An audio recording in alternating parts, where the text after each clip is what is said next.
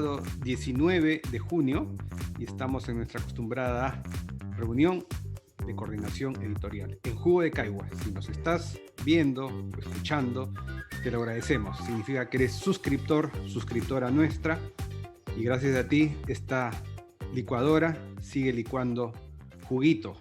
¿Qué tal? Ya que dije juguito, empecemos con juguito.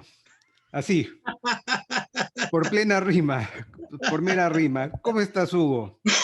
Bien, bien, bien. Ya en Lima, de regreso, en mi oficina de siempre, con mi clásico Simplifica. Con tu Simplify, claro. Qué fuerte encontrarte con este cielo gris después de las fotos que hemos visto tuyas con esos cielos maravillosos, esos contrastes. Sí, pues. Pero bueno. Igual tiene su encanto. Este cielo panza de burro del que reclamamos tanto, después, tarde o temprano, acabamos extrañándolo de una u otra forma. Y eso también es particular. ¿Qué tal? ¿Has tenido tiempo de pensar qué tema vas a tocar esta semana? Sí, sí. Lourdes Flores Nano me dio la pista. Me la dejó en bandeja, ¿no? Que la estadística y la matemática siempre dicen la verdad, ¿no? Entonces me acordé de la columna de Ale de hace un par de meses, de cómo es que la ciencia pues no es objetiva, la ciencia la hacemos sujetos, y como la hacemos sujetos tiene que someterse a escrutinio de otros sujetos, y ese es el proceso de búsqueda de la verdad. Entonces quiero hablar de eso, del uso de las estadísticas, de las matemáticas para aproximarnos a la verdad, y cómo es que siempre nuestra aproximación resulta imperfecta, incompleta, tarea en construcción. Por ahí quiero que vaya la columna. Sí, ¿no? Quizá recordarnos qué es la estadística. De repente hay que recordarnos a todos qué es la estadística, ¿no? O sea, para qué es útil y para qué no, porque de verdad la manosean tanto. He visto que la manosean tanto de verdad que ha sido un ingrediente clave, ¿no? En la construcción de noticias falsas en estas últimas semanas. Claro, claro, claro. Y desacralizarla, ¿no? No es que ellas sean la verdad revelada, ni que ya son irrefutables, indiscutibles, ¿no? No, hay que desacralizarlas para entenderlas como unos lentes más que nos permiten mirar esta realidad que siempre se nos hace esquiva, siempre va a ser esquiva, y eso hay que entender también. Lourdes Flores con, perdón, Milagros Leiva de la estadística fue realmente penoso, no sé si lo han visto. Voy a tener que verlo. Yo iba a escribir sobre los memes de Lourdes Flores, que eso me parece un buen tema.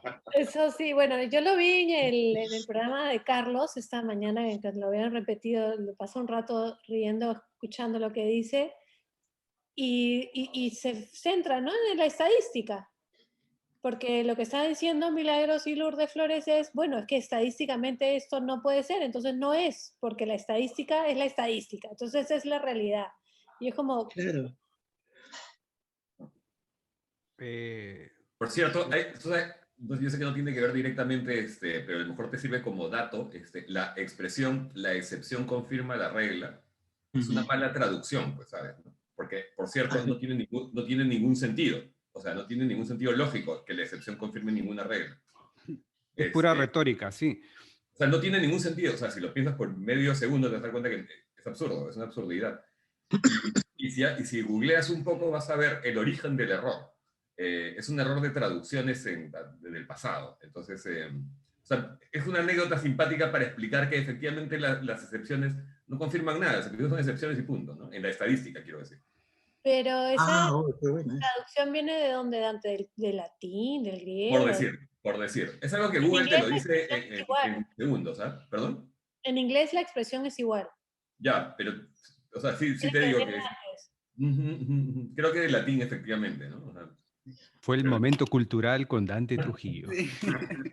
Oye, Dante, qué rico café que te estás tomando. Sí, carajo, me provoca. ¿Lo acabas de hacer en tu cafetera? ¿Qué es? Sí. No se gana, pero se goza. Ahí está. Por favor, sigan suscribiéndose, por favor. Alguna adicción me tiene que quedar.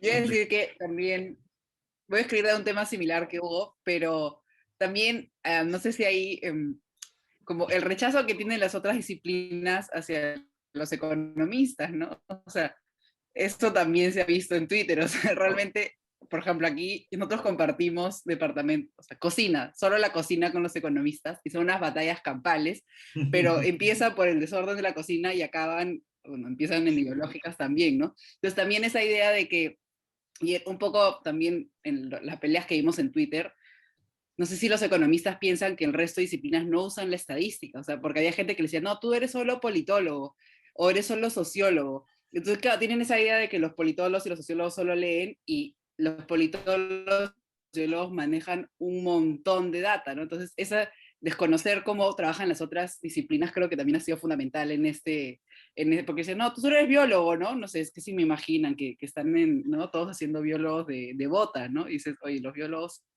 hacen esto un montón, ¿no?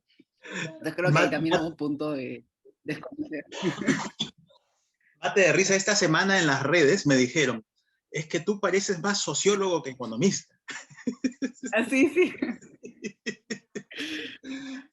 Además como si fuera insulto, ¿no? No, Tal sí, pues cual. como si la economía fuera una ciencia que se trabaja en laboratorio sin seres humanos. Ay, ay, ay. Pero lo Entonces, que sí es cierto es que la economía tiene un punto entre, o sea, yo sé que todas en realidad, pues, ¿no? O sea, la ciencia, Ale me corregirá, pero la ciencia, o sea, los científicos son una cosa relativamente reciente, antes eran filósofos de la ciencia, ¿no? Entonces, la economía ciertamente tiene, yo siempre he pensado que tiene tanto de ciencia natural, de ciencia exacta, de ciencia exacta, quise decir, no natural, de ciencia exacta como de filosofía, digamos, ¿no? O sea, hay un poquito se mueve un poco entre los dos terrenos, ¿no? O Pero sea, también hay bastante ideología en la economía.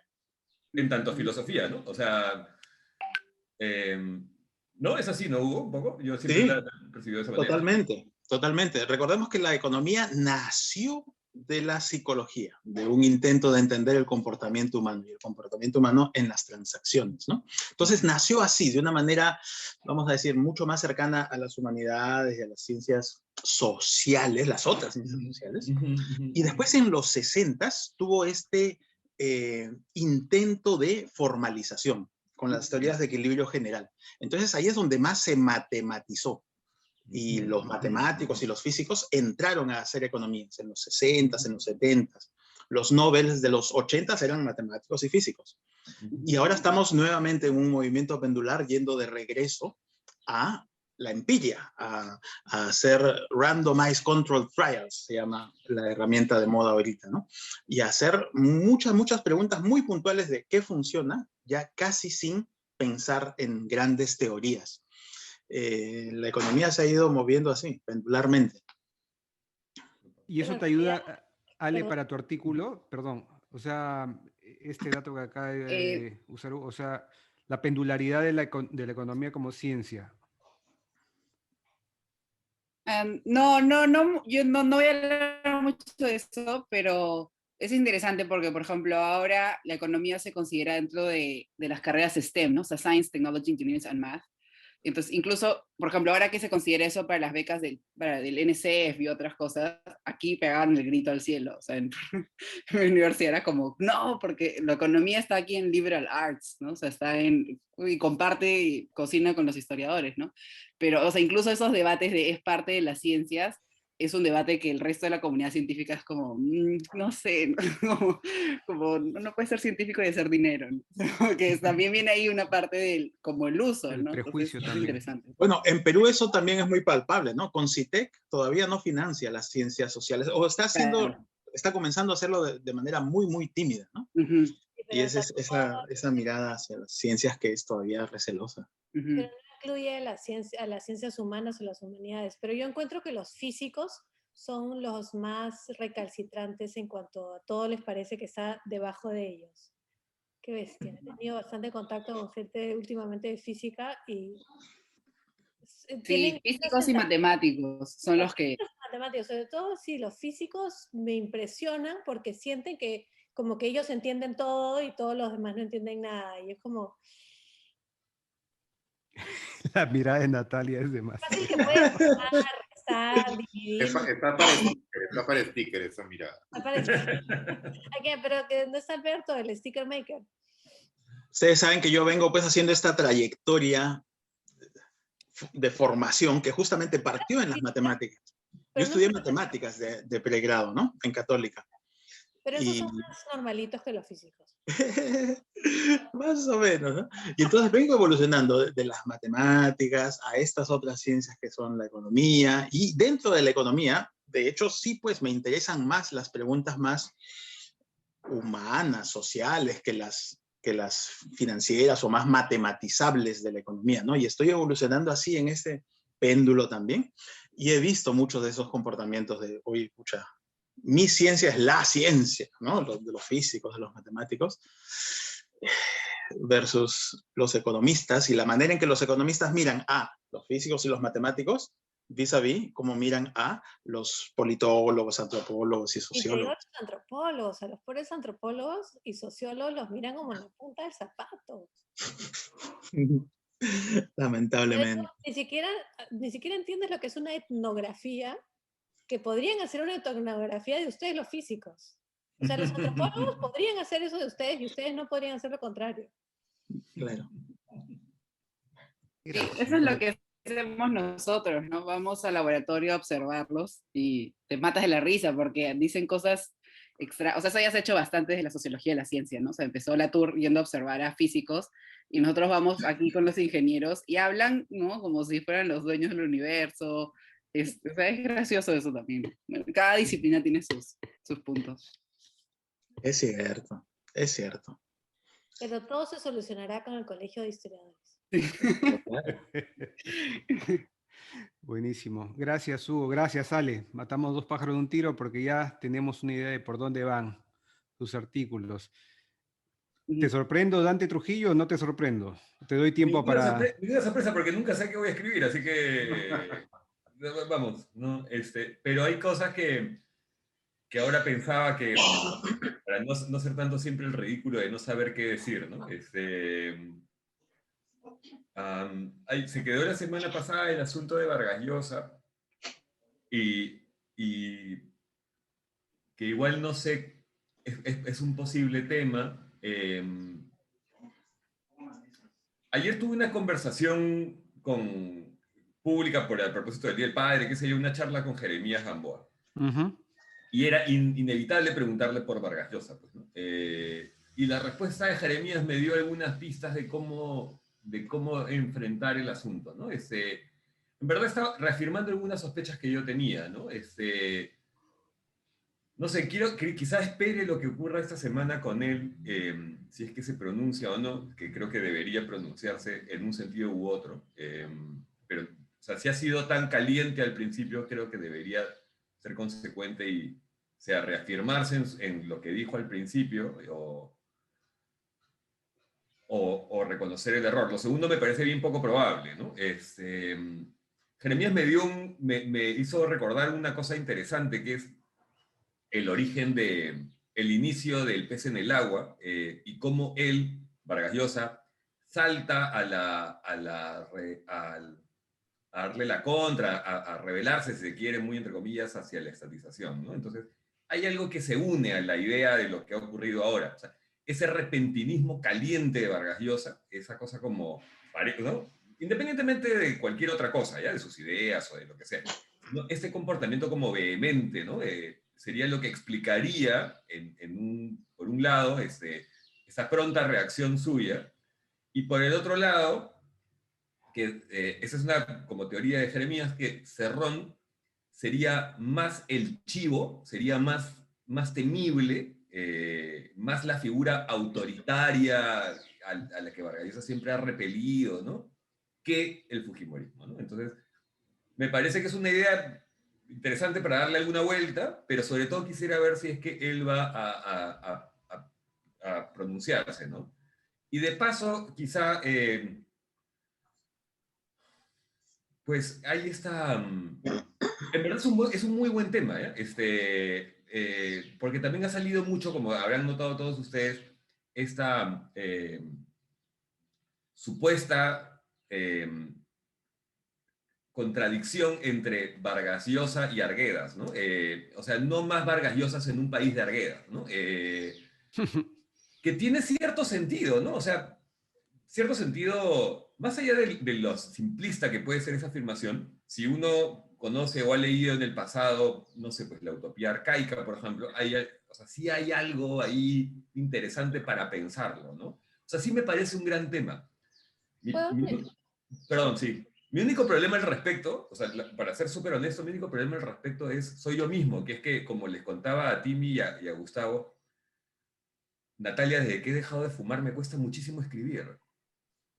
O sea, me cuesta muchísimo escribir. Me paso horas y horas y horas y horas y horas y horas y no acabo. O sea, es horrible. Por eso no dejaba de fumar Rui Ribeiro, ¿no? ¿Y viste cómo terminó el pobre?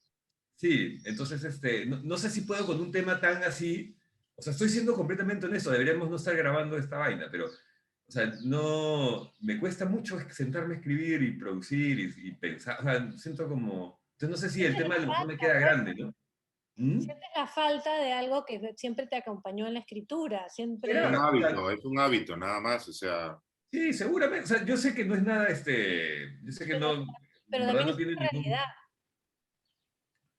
O sea, yo ni siquiera me lo pienso mucho, es una cuestión como, aparentemente es real y aparentemente, va a quedarse conmigo un tiempo, ¿no? Entonces tengo que ir contramano a ello y lentamente, o sea, ojalá que el tema no me quede grande, digamos, ¿no? Ese es mi único temor. Bueno, yo te quería decir otra cosa sobre lo de Vargas Llosa, Sí. que me parece que como está hilado es muy coherente y veo por dónde va.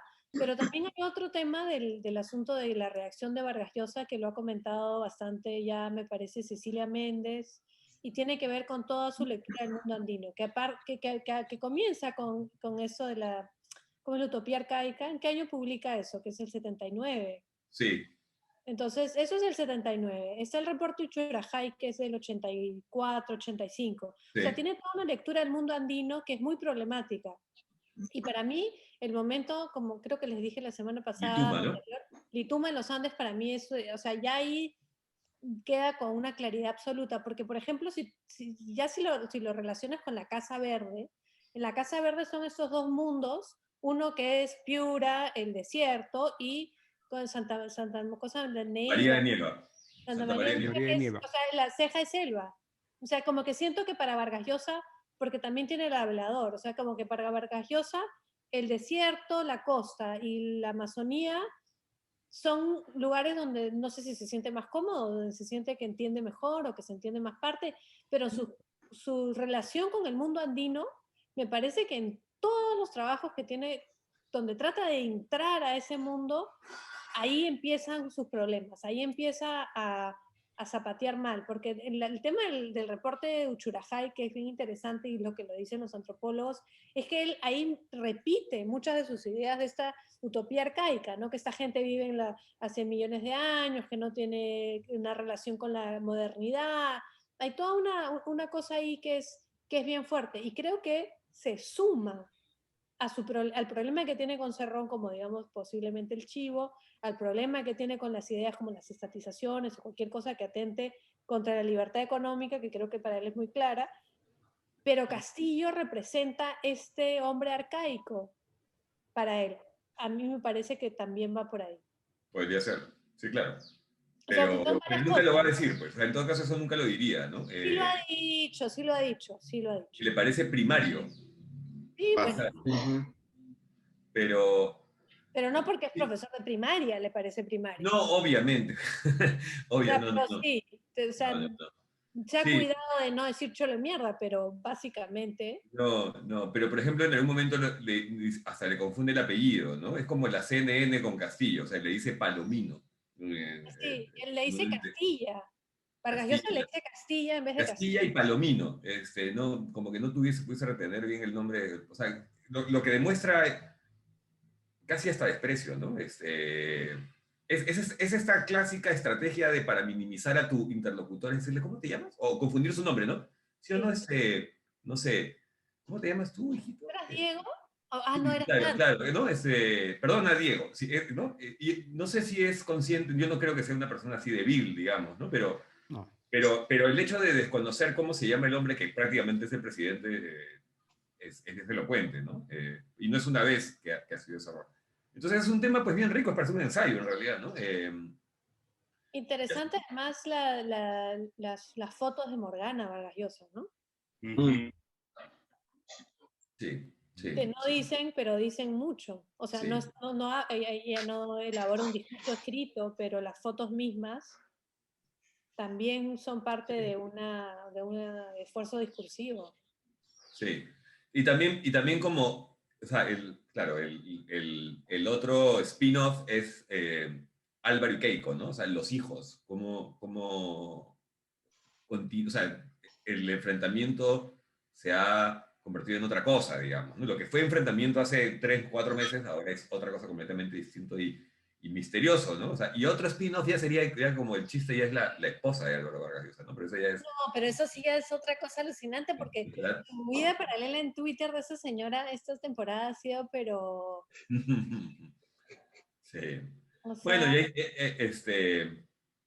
o sea, no se puede entrar tampoco en terrenos especulativos, ¿no? Digamos, que Vargas Llosa se ha convertido de pronto, pues, en el ala más conservadora. Eso ya yo no lo puedo decir, digamos, eso ya lo puede imaginar cada quien, ¿no? Y por último, el tipo tiene derecho a hacer lo que quiera, o sea, no, Sí, el ala dura de lo que le dé la gana, por último, ¿no? O sea, que yo esté de acuerdo no es otra cosa, pero yo no le puedo censurar al señor ser lo que sea. A todo esto hay un tema que igual me da pena que ninguno de nosotros... Hay dos temas que lamento que ninguno de nosotros haya cogido. Uno ya es muy tarde, que es el padre, ¿ya? El padre, pero como figura peruana, ¿ya? Y Vizcarra, por ejemplo, ¿no? Y la traición de ese padre, ¿no? el lagarto, Sí, pero cómo al principio, no sé si ustedes, pero muchos, y yo me incluyo, veíamos a Vizcarra pues como una persona, ¿no? La clásica, ¿no? El que no escogemos y nos sale tan bien, y tan protector, y tan como papá, pues, ¿no? Que te hablaba casi como chiquito. Eso que a alguna gente le causa repelús, a otra gente, por supuesto, que le sentaba muy bien. Entonces, y como ese padre te traicionó, como cuántos padres que abandonan. O sea, ahí me parecía que había un tema bacán que Mm. nos pasó a todos, ¿no? Y lo otro que es un tema que es interesante que aún es el rol de la derecha ahora mismo. O sea, yo ya he leído a gente, más allá de las personas que dicen que ahora mismo se arrepienten de ese apoyo inicial al fujimorismo, etcétera, o que ya han reconocido pues, que esto estaba, tenían razón, esto es una porquería, sino que ya hay gente que ha usado la palabra. Nosotros desde la derecha deberíamos ya reconocer no sé qué y convertirnos en una crítica constructiva, ¿no? O sea, los Houston, pues, ¿no? Ese me parece un tema paja. Y fortalecer a la derecha me parece que es un tema interesante. por supuesto. O sea, una verdadera derecha, ¿no? Con gente pensante, digna, Lo voy a anotar. y no unos advenedizos, digamos, que repiten sonceras, digamos, ¿no? O sea, eso me parece... O sea, por ejemplo, es que lo que pasa es que el fujimorismo y todo este movimiento alrededor del fujimorismo, me parece que ha emputecido a la derecha. O sea, yo siempre he pensado que no, pues que lo bonito es que haya representantes de cada lado y que se pueda tener una conversación alturada, digamos, ¿no? Y cada uno con sus puntos de vista y todo bien. Pero, digamos, ahora se ha envilecido, se ha como degradado, digamos, la derecha un poquito, ¿no? Es feo decirlo, ¿no? Porque suena que nosotros, lo que yo represento es superior, pero y no es así. Simplemente que el uso que están dando de esa ideología está envilecido, no es. ¿No? Entonces, y me parece lastimero y me parece que debería corregirse para poder tener una conversación más constructiva, ¿no? En el futuro inmediato, ni siquiera a mediano plazo, ¿no? Sino ya mismo, ¿no? O sea, debería reformarse la derecha para hacer una oposición constructiva para el país, ¿no? Eso es lo que ha pasado aquí, ¿no? Con los republicanos, que al inicio necesitaban esa fuerza radical y luego se fue de las manos, ¿no? Y de hecho han perdido un montón de base de gente que era como que yo no me quiero identificar con Trump, ¿no? O sea, con Trump también perdió una buena base y luego ya con los radicales y con todo lo que pasó el 6 de junio, ¿no? Pero Claro. sigue habiendo sigue habiendo ese mensaje, por ejemplo, aquí donde yo estoy en Georgia, hubieron segundas vueltas para el Senado, Sí, dos elecciones. Y perdieron porque ya no estaba la fuerza de Trump, ¿no? Entonces, claro, o sea, los candidatos republicanos sin Trump no eran nadie, porque no eran tan conocidos. Trump ahorita como medio que ha desaparecido, ¿no? Entonces ahí sí le jugó en contra. Entonces ahora de hecho lo que se están pensando, ahorita hay como una convención de la Iglesia Baptista, que esto es súper importante aquí en el sur, porque lo consideran una pseudo convención de los republicanos, ¿no? Y más o menos ahí hablan a quiénes van a apoyar, también es toda una convención. Y ahí están diciendo eso, ¿no? O sea, primero, ¿cómo hacen para sacar la religión con lo que ha hecho Trump? O sea, ¿cómo limpian su imagen? Porque además han perdido feligreses. Entonces, pero tampoco queda claro que va a haber que Trump no va a salir en las últimas elecciones, ¿no? Entonces eso es lo que yo creo, que tampoco es que la derecha en Perú va a decir, mira, ahorita estamos, ¿no?, representados por gente un poco extrema, ¿cómo mejoramos? No creo, porque sigues viendo que eso capta la atención, capta medios, capta Twitter, ¿no? Entonces, de alguna forma sí ven la atención, pero lo mismo, pues no se mide ¿no? O sea, las consecuencias, ¿no? Que es lo que sigue pasando aquí, ¿no? ¿Sabes? Aquí los republicanos no dicen, no, ya Trump, no, es como que, bueno, si Trump gana, ¿no? Nos beneficia a todos. Entonces... Que haga gol, aunque sea con la mano, ¿no? Y ese bill necesario de la derecha aquí en el Perú va a terminar siendo López Aliaga, ¿no? Va a ser el que va a juntar a esa derecha, y aunque a algunos no les guste, va a ser el que va a terminar permitiéndoles avanzar. Ya Algo hubo, pero similar. no hay espacio para una derecha sensata, digamos. O sea, la Pacífico no puede producir una derecha sensata, por ejemplo. O sea, porque yo lo que sí creo más bien es que no se van a completamente unir. Entonces, a diferencia de los Estados Unidos, como no tenemos un sistema bipartisano, o sea, donde tienes que ser republicano o tienes que ser demócrata y no existe nada en el medio, en el Perú más bien tendemos a la fragmentación. Y estoy de acuerdo con Hugo que López Aliaga va a ser un gran ganador de toda esta movida de polvo y paja, porque hay muchísimo conservadurismo muy recalcitrante que se va a buscar ahí algo. Pero hay otras personas, no sé, la Rosa María Palacios y los Álvarez Rodríguez y lo que sé yo, que no van a entrar porque no entran en ese saco. O sea, yo creo que ahí va eso. Yo no sé además ellos si quieren considerarse como derecha, ellos se autodenominan como liberales, pero tampoco son particularmente centristas. Entonces ahí hay que, o sea, es un poco como lo que se pide que exista una izquierda progresista, de alguna manera también se pide que exista una derecha progresista o una derecha con la que se puede dialogar o dialogante. Creo que por ahí va tu reclamo. O sea, que no sea la coordinadora republicana la que acapare toda la conversación y que ellos se queden como nosotros somos la derecha. eso es lo que estoy diciendo, pues. O sea, que ¿por qué no surge una derecha sensata, pensante, teórica, que precisamente deslinde de esa gritería a lo López Aliaga, ¿no? Sí, pero Claro. yo creo que habrá que ver, ¿no? O sea, todavía el proceso no se ha terminado, todavía no sabemos quiénes son realmente los perdedores y los medio perdedores ganadores. Pero a mí lo que me parece interesante, más allá de derecha e izquierda, es lo que veo, sobre todo cuando veo a Flores Nano, a los García Belaúnde, a toda esa gente aparecer así como los defensores del derecho o de no sé qué. Yo lo que veo ahí es que están cuidando su chakra, o sea que si cae por los temas de corrupción Keiko Fujimori, ellos son los siguientes en la línea. O sea, yo creo que ahí están cerrando filas. O sea, más que derecha e izquierda, yo lo estoy viendo más como existen unas fuerzas que han manejado el país por muchísimos años, muchas metidas en corruptelas de todo tipo, y están viendo cómo eso se les está yendo de las manos. Y están haciendo todo lo posible por mantenerse agarrando algo. Y sí queda todavía abierta la pregunta de si lo van a poder hacer o no lo van a poder hacer. Estoy tomando nota de todo lo que están diciendo. Por ahí no sé qué me vayas... Más bien sigan hablando, Sí, lo que pasa es que... Gustavo tiene esos programitas que te desgraban lo que, ¿no? Que te escriben, te llevan a Word los textos, ¿no? Word. Sí, yo todavía no tengo tema para la columna que sale mañana. Oh, bien. Qué bueno que no fumas, porque si no, no llegaría. Qué bueno que no fumas. Fíjate que no solamente no fumo, sino tampoco tomo café. No puede ser. Nunca tomo café, no me gusta. ¿Cuál será tu droga, ¿Qué Nata? clase de caviar eres, Natalia? No puede ser. Exactamente. Con caviares como tú, la baguette se va a la quiebra. Sí, Claro, sí, la economía tiene que ir primero. sí, no, yo soy así, nada, soy bien poco dada a ese tipo, a los vicios, y tampoco me gustan las drogas, no, soy bien aburrida. Me paro. Chao. Bueno, no sé qué haces acá. No sé, grupo equivocado. Tengo mis cosas, pero en fin, no son para discutir públicamente. En fin. Pero no sé de qué voy a escribir, o sea, sé que es el Día del Padre mañana, hay varios temas, es el golpe. La semana pasada ya escribí un poco sobre la historia de la gente que no acepta resultados y que terminamos con golpes de Estado.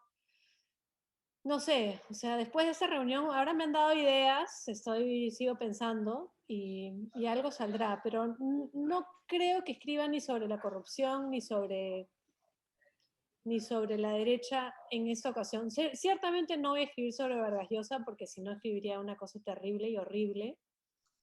Feliz día, Alberto, debería. Feliz día, Mario, también podría decir. Este, Pero quizás hay ahí algo, ¿eh? Sobre todo el tema del padre y más bien el deseo de tener a alguien que sea nuestro padre, ¿no? Mm. Los padres de la paz. Sí, puede haber Sí, algo ahí. padre de la patria, hay algo ahí. una sensación como de orfandad, ¿no? O sea, como de que si No. estos son los padres, exacto, si estos son los padres de la patria, prefiero ser huérfano, ¿no? O sea, si... Sí, yo creo que por ahí va el título, ¿no? Y además es interesante porque el pez en el agua también es una diatriba contra el padre, ¿no? Por supuesto, es una diatriba contra el padre. Eso es como lo genial del libro, ¿no? Que combina, o sea, porque normalmente esas convivencias, esos libros que hacen convivir dos historias, suelen ser fallidos. Y ahí es perfecta la sinergia, digamos, entre las dos historias, ¿no? Y se nota que es un libro escrito con necesidad, digamos, ¿no? Sí, es una diatriba contra el padre, contra Ernesto Vargas. Sí, no, lo que es loco es la semana pasada tenía como 8 temas y ahora tengo 0 temas. Y para la siguiente semana, quién sabe, porque además pasan tantas cosas en una semana que es como si hubieran pasado 15 días. Nata, hay una cosa que a mí me llama la atención leyendo a Independencia, el libro de Natalia Sobrevilla. Ah, sí, a ver. Es que, claro, uno no se pone a pensar que, hablando, ahora que hablan del padre y la necesidad de un padre que ya nos ponga en orden, yo me quedé impresionado al recordar que aquí el Congreso de la República nombró oficialmente a Bolívar dictador y le dijo, toma, encárgate tú. Nosotros nos disolvemos, encárgate por favor, agarra el látigo, haz lo que tengas que hacer, pero ordénanos, ¿no? Es muy fuerte todo eso. Justamente en épocas de convulsión terrible, ¿no? Convulsión política, dos gobiernos a la vez, ¿no? Pero un país partido por la mitad, ¿no?